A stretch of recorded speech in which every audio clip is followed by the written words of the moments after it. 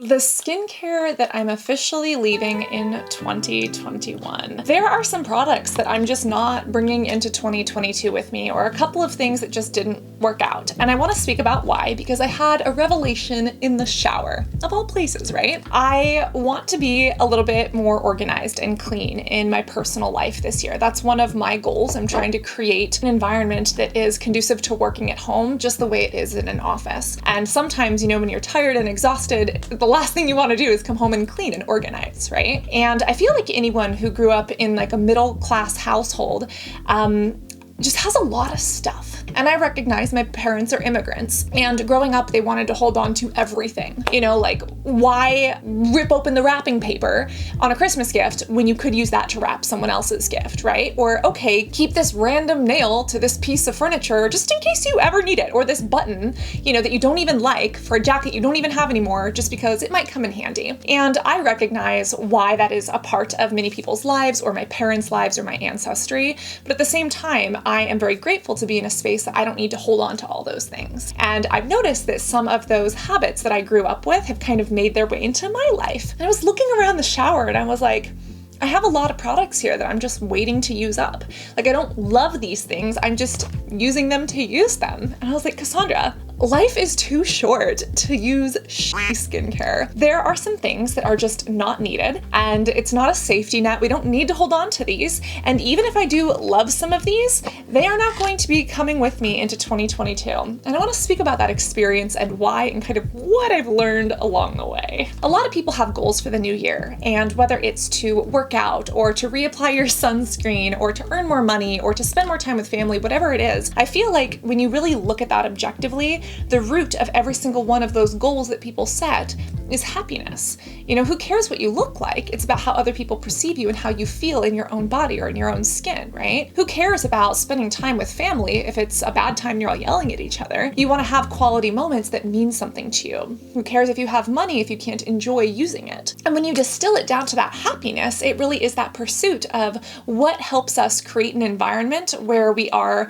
enjoying it, right? Which enjoyment is different than pleasure. And that we can make the most of our lives and leave something behind that we are proud of. And that is kind of what I'm focusing on this year, creating things or working on the things that mean the most to me, that I think have an impact on others, and that are enjoyable to do, even if they are challenging at times. And as I thought about this and looked around, I saw just a couple little things that, I like. I don't hate them, but I was like, these do not make me happy, or the things that did once make me happy are now bad, and I'm just holding on to them for the wrong reasons. And I'm just like, Cassandra, it is time to leave these things behind. And the first one does have to do with Pacifica and The Ordinary. These right here are the Pacifica Clean Shots. These came out last year, and I like these, they're not bad. They're basically Pacifica's version of the single ingredient skincare. They're packaged in kind of this fun, very Ordinary-esque branding, and they are basic ingredients. The only difference between them and The Ordinary is that these have a scent. Now, again, these are good. I genuinely like some of these, but I felt that for my skin, they're not necessarily perfect. And this is more for the person who is trying to get a little bit more sciencey with their skincare, but maybe came from the natural world, or is like, natural is better and it's all I'm going to use. Pacifica is a brand that is amazing and cruelty-free and really effective,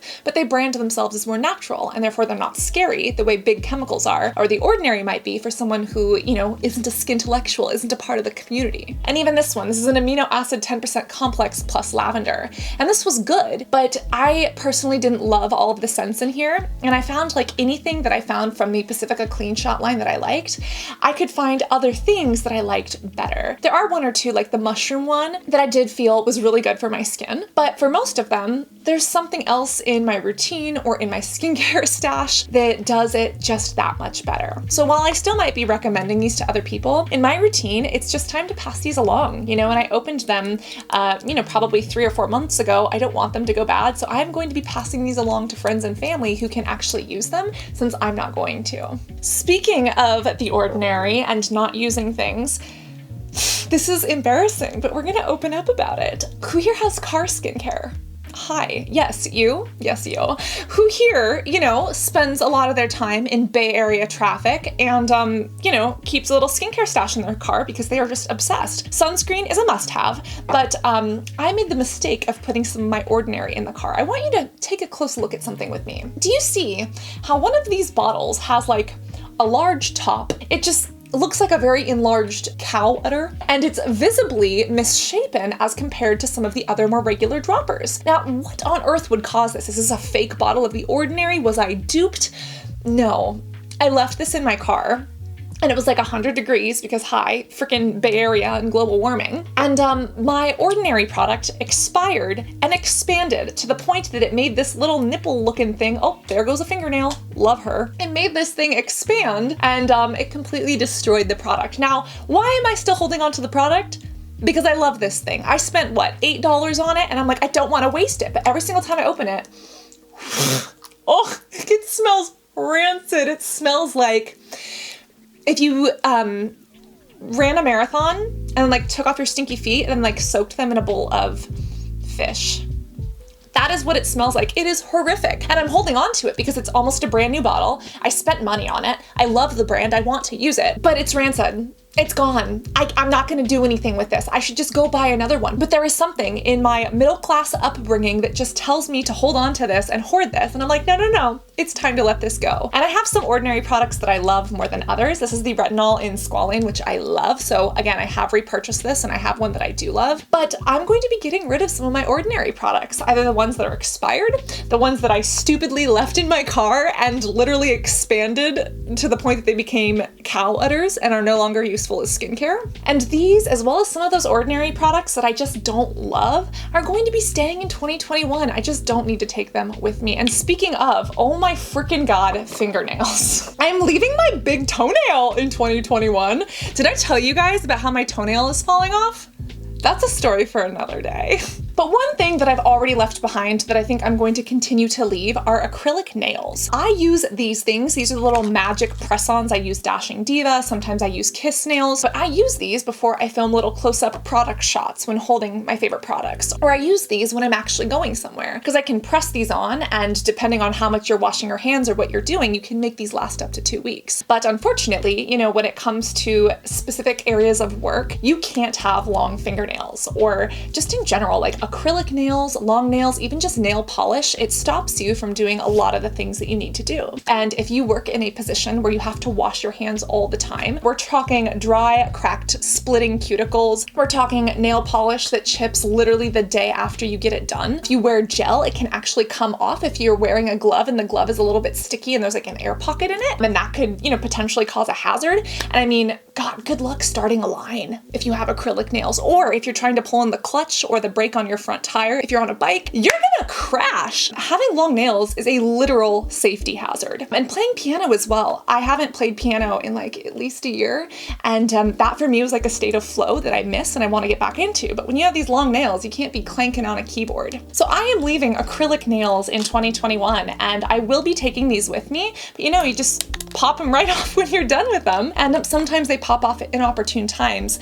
But I feel like this has actually given me a lot of flexibility when it comes to my beauty routines and work. And it's actually opened up my mind into thinking like, you know, why do I need manicured fingernails? Is this really the most important thing right now? Are people on the internet really going to judge me about this? Apparently the answer is yes. Speaking of fingernails and motorcycle accidents and like broken toenails, we have a lot of stories to tell. This video is sponsored by showy helmets. Not really, but sort of. The only reason my skull is still connected to my cervical spine is because of safety gear and helmet protection. And what is a better use of money than to buy a really flashy, showy helmet that literally says, I spent $450 to protect my 3 final brain cells. If you are a bish with a death wish, but you don't actually want to die, I would highly recommend wearing a helmet. And out of all of the helmets that I have looked into, the showy ones are the ones that have the most protection. There are people online who have shot guns at them.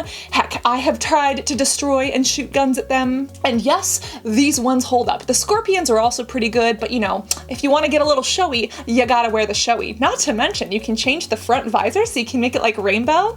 You can be extra fancy when going down the freeway. And if you are a fan of the two-wheeled motorized vehicles, or if you like to snow ski or snowboard, or just, you know, you're very clumsy and you need a nice helmet when you're walking around from day to day, Showy is available at some sort of motocross store type bike thing near you. Just remember, they don't work if you don't buckle them, and I still don't recommend smashing them with a hammer or shooting them with guns. Another pro tip, if you have keratin protruding out the back of your head, make sure that you tie up your hair. There is nothing worse than wind-whipped hair when you are driving down the freeway at 65 miles per hour. Have you ever seen those flags on the back of someone's Ford F-150? And they are just tattered and destroyed? Yes, that is what happens to the appendages that fly off the back of your head. Make sure that you are braiding your hair unless you want to lose it, because helmet hair is a real thing. Speaking of which, that actually brings us to the next thing that I'm leaving in 2021, and there are these solid shampoo bars. Solid shampoo bars are amazing when it comes to sustainability, and I love the idea behind them. I love the premise. I've used the ones from Lush Cosmetics, and I've used these from Ethique. I freaking love Ethique. This is one of the best brands out there. They're super eco-friendly. I use their laundry detergent, their deodorant. It's lots of fun. The problem is, I found that when I use these shampoo bars, they rip out my hair. Like, I'm already losing my hair. We've spoken about my one kidney, my vitamin D levels, and kind of some stress, you know, living in the middle of a panini. And the hair loss is no joke. But I find that when I use these solid shampoo bars, I'm sitting there and I'm scrubbing them against my head, and my hair is literally breaking off in clumps. Like, my hair is not having a good time right now. And I understand that some people say that you shouldn't put this directly on your scalp. You should like lather it up in your hands and then put it on your scalp. But I find that when I do that, I can't actually get like a full lather, and it just ends up not working and not even cleaning the grease off of the top of my head. So as much as I love dry shampoo bars, and as much as they might be right for people who have short hair or don't have like major kidney issues and vitamin D deficiency or genetic disorders, I don't know, we're trying to figure it out. The solid shampoo bars are something that I won't be repurchasing. And that does make me sad, because I think that in the right place, at the right time, they're a good thing. And for sustainability, like, I love it. But for now, I have to stick with the liquid stuff because, you know, I'm not trying to lose what's left of my hair. Then what just has to go is this form of packaging. Does anybody else struggle with this? I love this. This is an old product from Niod, which is like The Ordinary's big sister. This is the NiacinO Mud. We've also got like the toothpastes that come in these things, and the Tazorac cream. And again, I'm still gonna be using my Tazorac cream and prescription Retin-A. Love it. But do you see how it literally eats away at the product? And if you put this anywhere near water, like if it's by your sink, the way your toothpaste might be, or if you put it in the shower, the way I did my NiacinO Mud, do you see how it literally kind of like starts corroding through with the water, and it just destroys the entire thing, and it just makes a mess? Like, the way these things fall apart is just disgusting, and I'm like, why are we still packaging things like this in 2021 and 2022? No. And I do remember back to the makeup days. Does anybody remember depotting your MAC eyeshadows? We would have these eyeshadows, and you would like rip them out of their containers, and you would take just the pigment out and you would align them into your own custom palette. It was like the thing to do back in like 2009, right?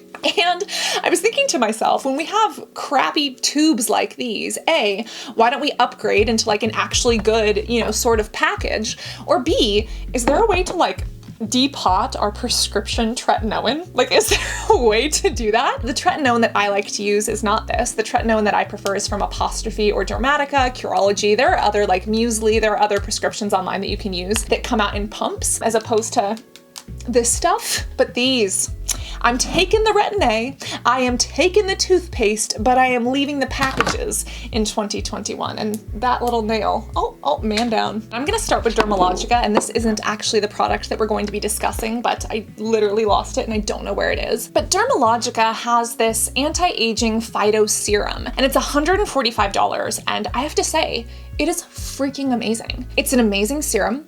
It absorbs well, it works well. I don't have a lot of issues with, you know, fine lines and wrinkles, and like, I'm trying to mitigate the signs of aging, but it's not my biggest concern right now. And I'm not, you know, at a place of cellular damage or telomere shortening that it's actually showing up much on my face, right? Well, I love the product and I think it works extremely well.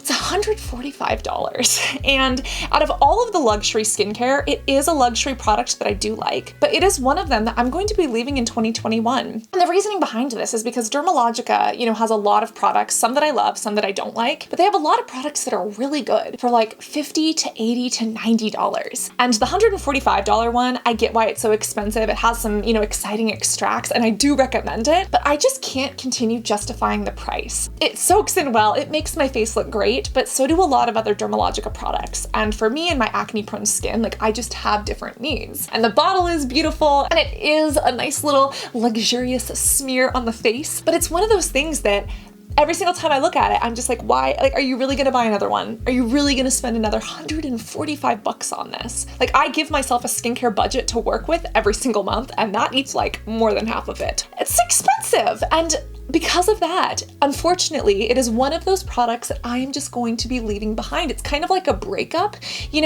Every relationship, you're either gonna break up or you're gonna get married, right? And so the way I look at it is like this bittersweet heartbreak. I loved it, it loved me, we had a great time, but it's just not worth it right now. And maybe if I mature, maybe if my keratinocytes and my basal cells stop proliferating as exuviantly, then things will change. But for the time being, it's not going to be another repurchase. It's not going to be added to my routine. Oh, that one's actually staying on pretty well. And I'm going to be spending my money on more of these little things, and other products as opposed to repurchasing that Dermalogica. And again, they have other things such as the Biolumin-C gel moisturizer. They have other vitamin C products. They have a sunscreen that's great. I'm like, why am I spending $145 on the anti-aging serum when I have these, The retinol oil. Dude, the retinol oil. It's half the price and it works twice as well. You see what I'm saying? Something else that I'll be leaving behind is The Body Shop. Now this is very interesting to me. I have a long-standing love of The Body Shop. When I was younger, I used to shop at Bath & Body Works, and I would get those buy 3 get 1 free of the body washes, and dude, I used to hoard the body washes and the body moisturizers. And then, again, middle-class children things. I was at my parents' house at the time, and I was just getting rid of a lot of my skincare stuff. And I was looking at all of these Bath & Body Works body moisturizers that I just never used up. Most of them were mineral oil, right? Which isn't horrible. It wasn't great. It was mineral oil and fragrance. And I was getting rid of these because I didn't use them. Half of them were expired.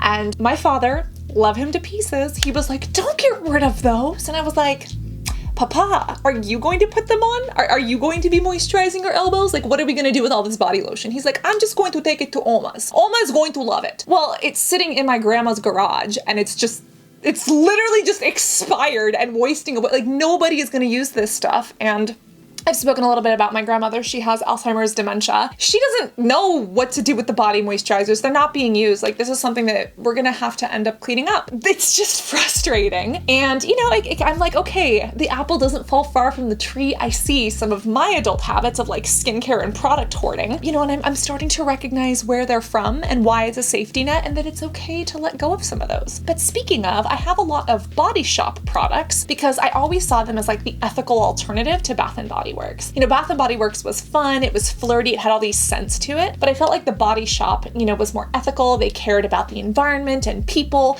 they just felt better, and that was at a time, 15 years ago, before I really understood the details of the company. And I even liked the Body Shop 3, 4, 5 years ago. There were products like this one that I would purchase. It's the Japanese Matcha Tea Pollution Clearing Mask, and again, it's objectively a good mask. And one of the main differences is that they use a lot of glass packaging, they try to source things responsibly, whereas Bath & Body Works, not so much, although I do love their hand sanitizers. But I found out recently, thanks to Blair from Illuminati, she's an animation channel that talks about MLMs. Apparently it started as an MLM, and apparently it still is. MLM stands for Multi-Level Marketing Company, and we've spoken about them before. And it's not really the products that I have a problem with, but it's the exploitation of people throughout the supply chain, but also throughout these small communities that are preyed on using, boss babe terminology, or trying to lure people into selling and peddling products while making minimum spend trends and just basically being very negative places, both culturally and emotionally, for people who get sucked into it. Now,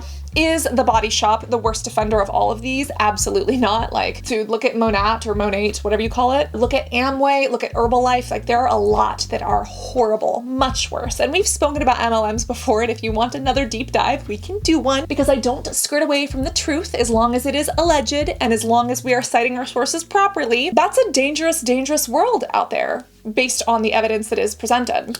And because of that, I just cannot purchase the Body Shop and feel good about it. Why am I hoarding these products in a cabinet that I'm not using when I don't need them, when I don't feel good using them? Like, why am I just holding on to them? Give this to someone who will actually enjoy it, or just get rid of it, turn it into, you know, a candle, store your vitamin D in it. It'll be okay, Cassandra. It'll be okay. All of that drama is staying in 2021. And hand sanitizer has made its way into our lives thanks to 2020 and 2021.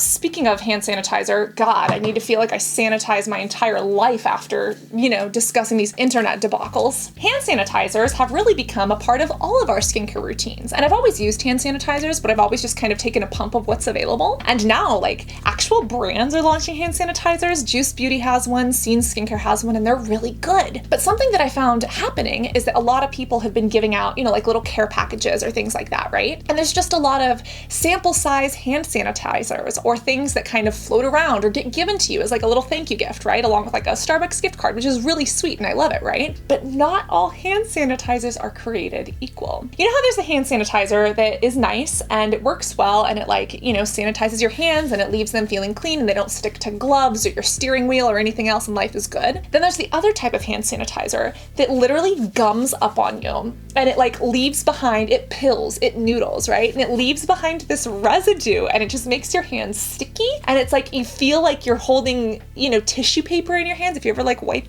with toilet paper and like little specks get left behind because the toilet paper is cheap. Yeah, there's like hand sanitizer versions of that. This is one that I wanted to love. This is the Vita Plus hand sanitizer. This one just gets gummy. Also, I left it in my car and again, it exploded. So I don't even open it from the cap. I just squirt it out the top because it's literally done. And again, why am I holding on to something? I should just use it and be done with it or just get rid of it. I don't even like the way it makes my hands feel. But this is not the only offender. There are many hand sanitizers on the market that just kind of leave you feeling gummy and gunked up. And I'm like, you know what? Life is too short to use hand sanitizer. I don't want to sit here and be inconvenienced by the sanitizer on my hands. I'm grateful that I even have access to hand sanitizer. You know, many people around the world cannot say that, but just because I have access to it doesn't mean that I should actively seek that out or, you know, cringe while I'm using it just for the sake of using something that is offered for free or given to me for free. Shitty hand sanitizers, be gone. Shitty situations, be gone. Utterly disappointing ordinary products that expanded in my car, be gone. And remember that even if we love them, it is okay to let go of certain things that don't serve us. And for 2022, that is what I am continuing to do. I literally made, I don't usually make goals, but one of my goals this year was to try to get rid of, on average, one thing a day, just because I have so many things that either I don't use or I just like, but I don't love. And it's like, that could serve someone else so much better if they were to just enjoy it. So that is something that she's gonna be working on. And yes, a lot of it starts with saying goodbye to some of these babies. What is it that you are leaving in 2021? And do you have any New Year's goals? Do you set those? Do you subscribe to them? Do you subscribe to this channel? If not, I would highly recommend it. Skintellectuals only, thank you. And always remember to reapply your SPF. That is actually something else that I'm leaving in 2021. Sunscreen that makes me cry. There are so many, man down. There are so many sunscreens that have made me cry last year.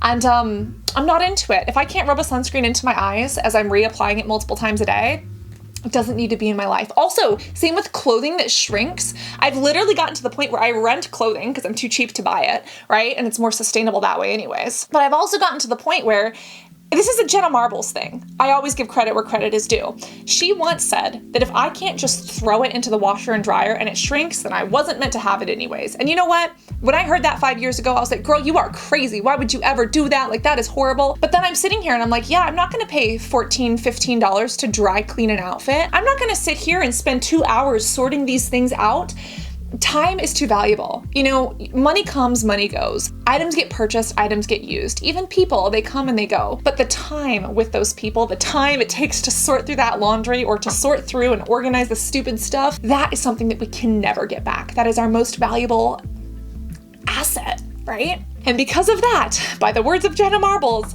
yeah, screw sorting the laundry. That's also something I'm leaving in 2021. And screw the crying sunscreen. Life is too short to cry over spilled milk, failed relationships, and bad sunscreen. So we're leaving that behind. So do remember to reapply the SPF that doesn't make you cry. Leave behind all of the things that make you cry, unless they are tears of joy. And always remember to be beautiful both inside and out. I love you. Happy February, or whatever frickin' day this is going up. And I cannot wait to see you in this next video. Love you guys. Bye.